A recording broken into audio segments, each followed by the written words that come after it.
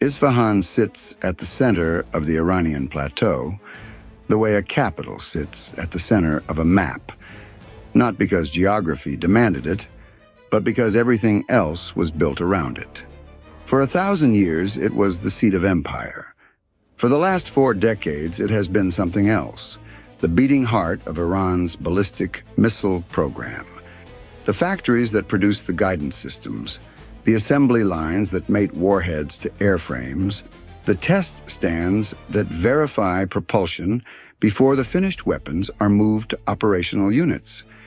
They are distributed across the Isfahan province in facilities that range from openly acknowledged defense complexes to sites whose existence the Iranian government has never confirmed in any public forum. One of those unconfirmed sites was the reason for the mission. It sat 11 kilometers northwest of the city's outer ring road, beneath a plateau that looked, from every orbital pass and every reconnaissance flight, exactly like the undeveloped scrubland that covered most of the surrounding terrain. It looked that way because significant resources had been spent making it look that way. What was underneath it did not look like scrubland. What was underneath it was the most advanced solid-fuel ballistic missile production facility that Iranian engineers had ever built, and it had been operational for 6 years before the intelligence community achieved sufficient confidence in its location and function to support a targeting decision. The production rate that the analysts estimated when the facility's output began appearing in the inventory assessments of IRGC missile units was between 14 and 18 completed medium-range systems per year. Medium range, in the context of Iranian ballistic doctrine, meant a weapon capable of reaching every U.S. military installation in the region, every partner nation capital, within 1,000 miles, and at the upper end of the range band, the Eastern Mediterranean. 14 to 18 per year, compounding into a stockpile over 6 years of operation, represented a shift in the regional threat calculus that the intelligence assessments described in terms that rarely appear in documents written to be briefed to senior officials without causing alarm. The documents caused alarm. The targeting decision followed. The mission package that was assembled to address the facility was not the same package that would have been assembled against a surface target of equivalent strategic value. A surface target of equivalent strategic value could be addressed with a much wider range of systems, approached from a much wider range of vectors, with a much higher tolerance for the tactical complications that arise when an adversary's air defense network is alert and responsive. An underground target at the depth and geological profile of the Isfahan facility required a specific weapon delivered from a specific platform within a delivery accuracy envelope that only one system in the American inventory could reliably achieve. The planning cell that developed the package did so over 4 months.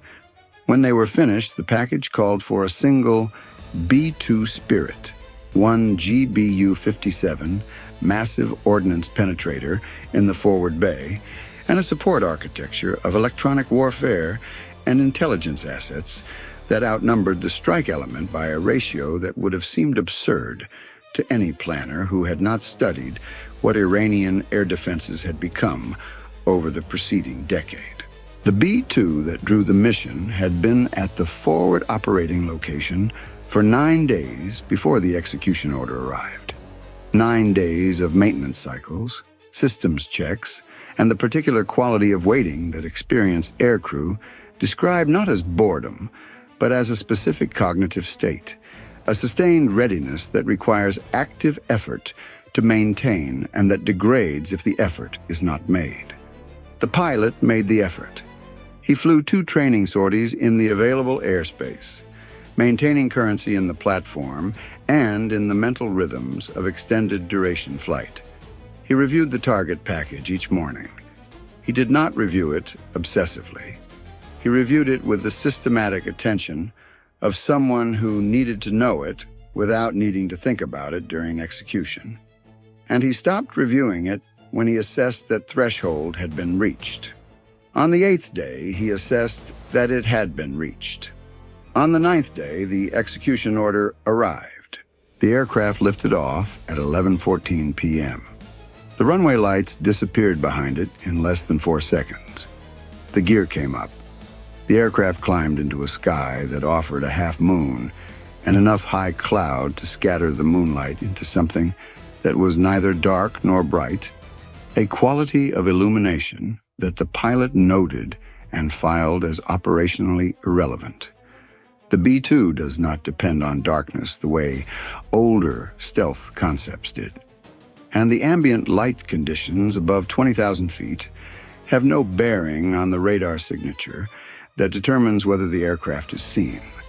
He noted it anyway because 19 hours of flight produces a relationship with the sky outside the canopy that becomes personal in ways that are difficult to explain to anyone who has not done it. The sky is a presence. You develop opinions about it. The initial routing took the aircraft southwest over the Arabian Sea before turning northwest into the Gulf of Oman and then north along a track that kept it in international airspace until the moment that the penetration corridor began. The routing added 40 minutes to the total flight time compared to a more direct approach, and the 40 minutes were not accidental. They were the product of a modeling decision. The longer route crossed the initial Iranian radar coverage at an angle that reduced the effective dwell time of any given radar beam on the aircraft's projected position by 11% compared to the direct approach. 11% was not decisive. It was a margin. In a mission where every margin mattered, every margin was taken. The first tanker contact occurred at 3:07 a.m. over the central Arabian Sea. The KC-135 that provided the transfer was flying a racetrack pattern that had been coordinated through a deconfliction process so carefully managed that the tanker crew knew only that they had a receiver on a specific track at a specific time that would not be identifying itself by radio, and that they should not attempt to establish voice contact. They had done this before. The boom operator found the B-2's receptacle on the infrared camera, made contact on the second attempt, and held the connection for 22 minutes while the aircraft's tanks were brought to the capacity required for the next leg. The contact broke cleanly. The tanker turned south. The B-2 turned north. The mission commander, occupying the right seat through an arrangement that placed the most experienced systems officer in the position of maximum decision authority during the threat phase, had been running his threat timeline in his head since takeoff. Not the clock on the instrument panel, his own internal clock, the one that a decade of complex mission planning had built into the part of his cognition that operates below the level of deliberate thought. At 4:19 a.m., his internal clock told him the EW package should be activating. He checked the data link. The EW package was activating. He noted the correspondence and returned to his instrument scan. The electronic warfare architecture supporting the penetration was the most elaborate that the mission planners had been able to assemble within the constraints of available assets and operational security. 3 EA-18G Growlers were operating from separate vectors, each responsible for a specific segment of the Iranian Integrated Air Defense Network's frequency spectrum. The segmentation was not arbitrary. It was the product of 6 months of signals intelligence analysis that had mapped the specific radar systems defending the Isfahan approach, corridors with sufficient precision to assign jamming responsibilities at the individual battery level. Battery 7, a Bavar 373 system, positioned on the high ground north of Natanz, received its jamming allocation from the northern Growler. Battery 12, an S-300 PMU-1 covering the western approach to Isfahan from a site outside Iraq, was the responsibility of the western Growler. The Eastern Growler handled the point defense layer, the Tor M1 and Pantsir systems that ringed the target area itself, the last line of electronic defense before the weapon's release point.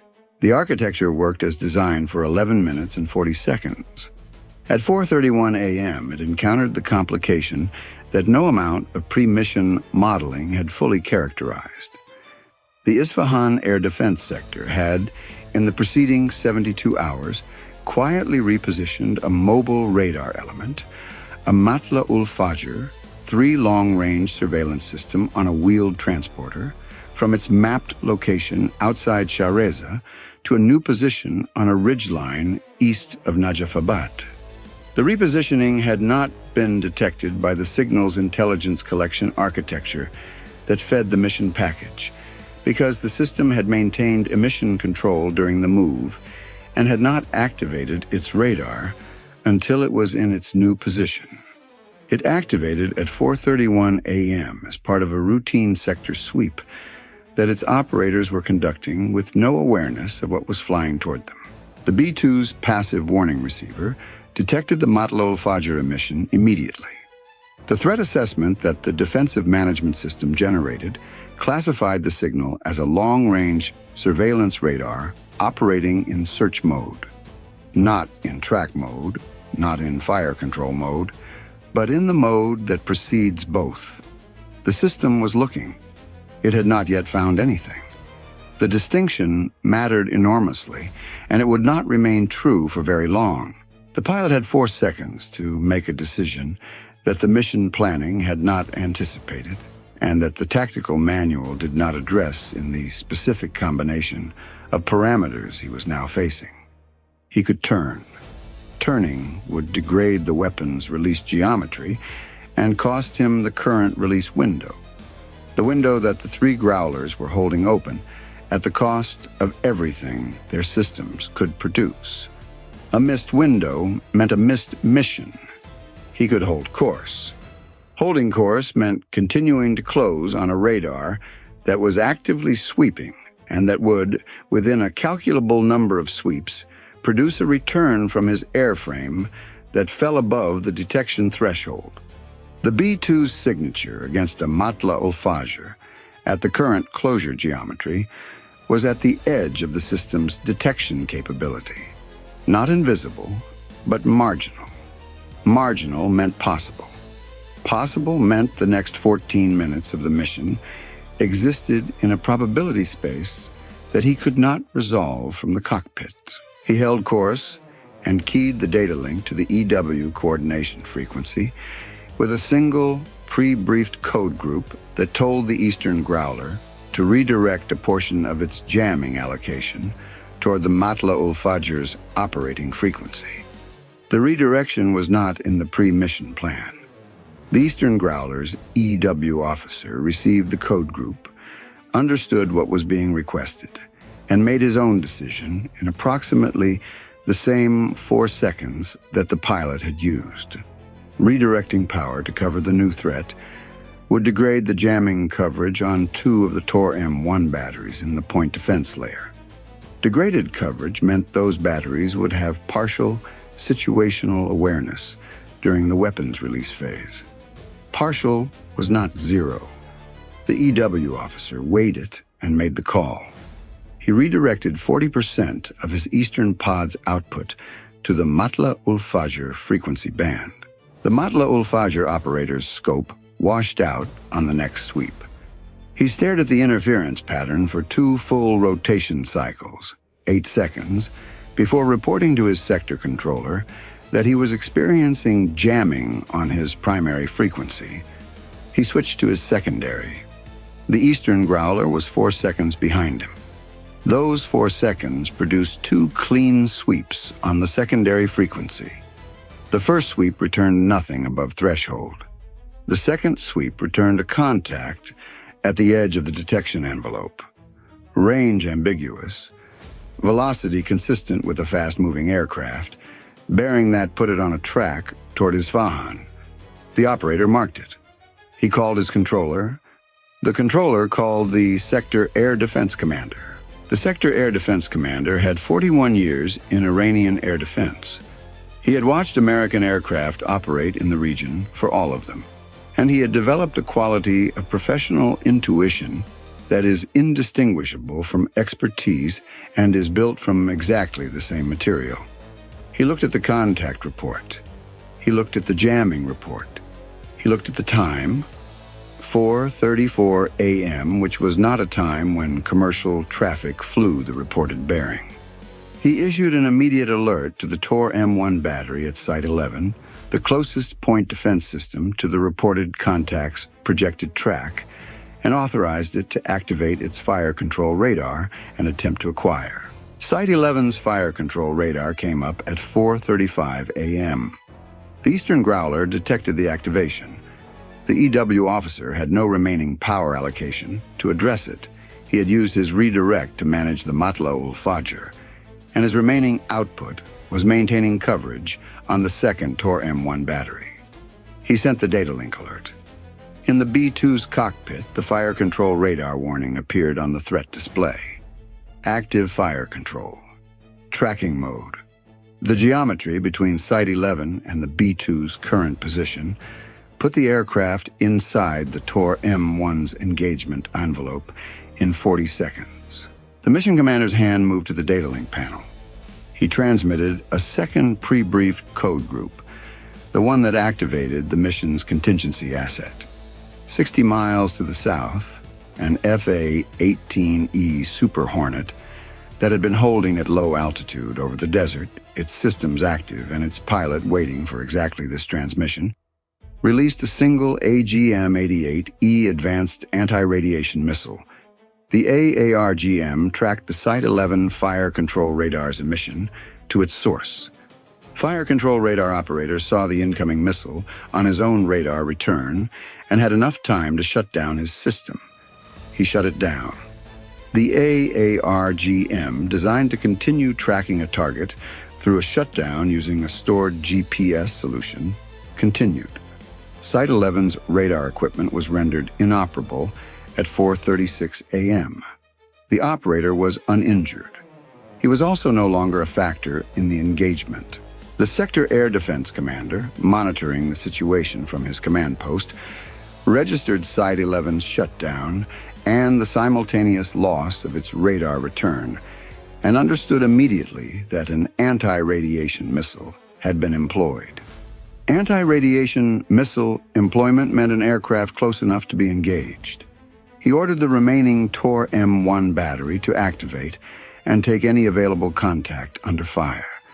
The remaining battery's radar came up.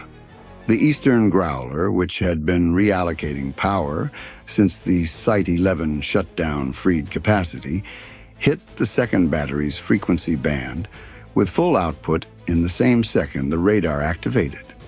The battery's operator reported immediate jamming. His system switched to optical tracking mode, a thermal imaging backup that does not depend on radar and that the Growler's jamming could not affect. Optical tracking at 4:36 a.m.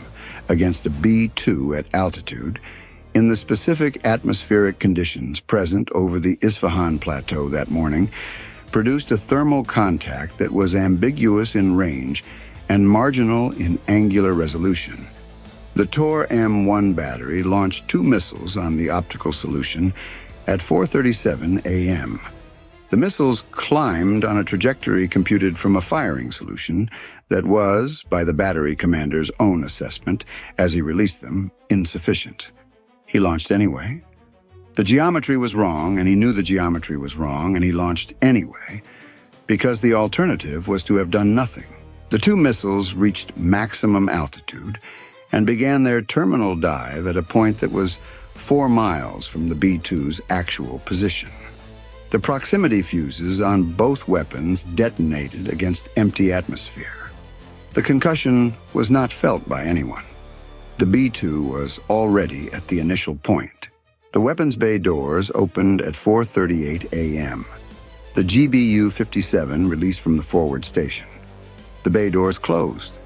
The aircraft banked immediately onto its egress heading, trading the release altitude for airspeed in a descent that the pilot had rehearsed in the simulator more times than he had counted, and that now executed itself through his hands without requiring his conscious attention to the specific control inputs. His conscious attention was on the threat display. The threat display showed the Matla-ul-Fajr, still alive on its secondary frequency, still generating returns that the Eastern Growler was degrading but not eliminating. It showed nothing else active. He flew the egress heading. The GBU-57 struck the plateau surface above the missile production facility at 4:38 a.m. and 51 seconds. The penetration sequence proceeded through 4 meters of compacted soil, 7 meters of engineered concrete cap that the facility's builders had poured as the uppermost layer of their hardening system, and into the natural limestone formation that composed the plateau's substrate. The fusing algorithm counted deceleration pulses through each material transition, adjusting its depth estimate against the density profile that the geological survey had established. The limestone was harder than the surface concrete and softer than the engineers had hoped when they chose the site. The weapon reached the detonation threshold at a depth that placed the explosive yield inside the facility's primary production hall rather than above it. The detonation was contained by the surrounding rock, which directed the overpressure inward and downward rather than allowing it to vent upward. The production hall's structural elements, the overhead crane rail systems, the assembly fixtures, the propellant mixing equipment that represented 15 years of indigenous development and foreign procurement conducted through networks that sanctions had made expensive and dangerous, ceased to exist as functional hardware in the same fraction of a second that the overpressure wave reached them. The secondary detonation that the mission planners had not planned for occurred at 4:39 a.m., when the overpressure wave reached a propellant storage section adjacent to the production hall that contained processed solid fuel in quantities sufficient to produce an independent explosive event of significant magnitude. The secondary detonation collapsed 2 additional sections of the facility and transmitted a seismic signature to the surface that measuring stations across the Isfahan province recorded as a 3.1 magnitude event. The seismologist on duty at the Provincial Monitoring Center logged it as a minor tectonic event and continued his shift. He would revise that assessment 4 hours later, when the morning imagery from a reconnaissance satellite pass showed a surface depression 11 centimeters deep in the scrubland above the plateau. Not a crater, not a visible scar, but a subsidence signature that meant something to the analysts who knew what to look for and knew where to look. The facility's surface personnel registered the vibration at 4:39 a.m. as a tremor that rattled equipment and briefly killed the power to the surface administrative block before the backup generator restored it. The duty officer attempted to contact the underground complex through the standard intercom. No response. He attempted the redundant fiber line. No connection. He attempted the emergency signal system. No response. He stood in the administrative block for 2 minutes and 40 seconds without moving. Understanding what the silence meant and finding no procedural guidance that addressed it. At 4:42 a.m., he picked up the telephone and began making calls. The first person he reached who had the authority to understand the full implications of what he was reporting did not receive his report until 5:17 a.m. By then, the B-2 was 300 miles into its egress, its data link carrying a single confirmation code, its weapons bay empty, its crew silent. The numbers: 19 hours and 22 minutes total flight time. 1 GBU-57 massive ordnance penetrator employed. 1 AGM-88E anti-radiation missile employed against a fire control radar that chose the wrong moment to activate. 2 Tor M1 missiles launched on an insufficient optical solution Both detonated against empty atmosphere. 0 radar tracks confirmed in the integrated Iranian air defense picture. 1 repositioned mobile radar that came within a single sweep of detecting the aircraft, and was jammed off its secondary frequency before that sweep completed. 6 years of ballistic missile production capacity, representing an estimated output of between 80 and 100 completed medium-range systems rendered permanently inoperable.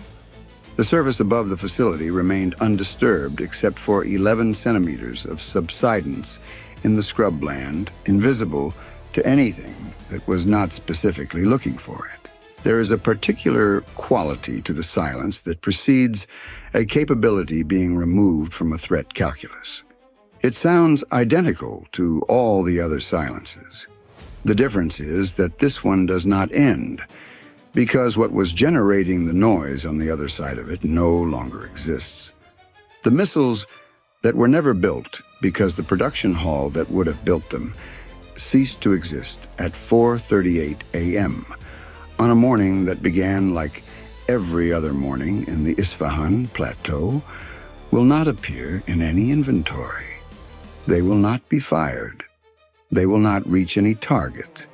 They are a subtraction from a future that their builders had planned, and that a single aircraft and a single weapon quietly erased before the sun came up. The line was drawn beneath the mountain. It held.